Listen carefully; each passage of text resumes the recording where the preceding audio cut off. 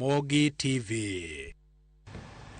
Nakurajong wadhi gwengego mag Ibo mar Kenya eludwe kesa maluongore ni Yesu maja Tongaren ne odadho gi obila ma Bungoma kadwa yango dieri ewi kit kaka otawo chenro mage mag lamo.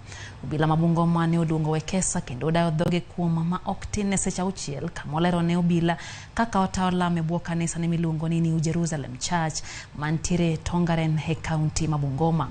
Ne ogwele orindi maliet bang' ng'ur moko wuok ewi kaka otawo lamo mage. Obila kiny nodhi nyime gi nono jadolono ma osebedo kayalo ni ene Yesu ma jo Kristo rito duoke mar ariyo.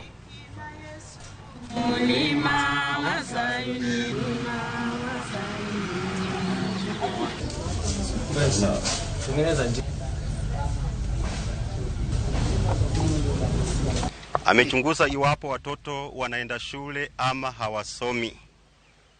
Na wakati amechunguza nimesema watoto wangu kijana kwa kule Kiambu College. Msichana na shukuru mheshimiwa Chikati alikuwa amefanya last year mwezi wa 4 na akapita. Mheshimiwa amekuja nyumbani Chusia nikaongea naye akanichukuliwa.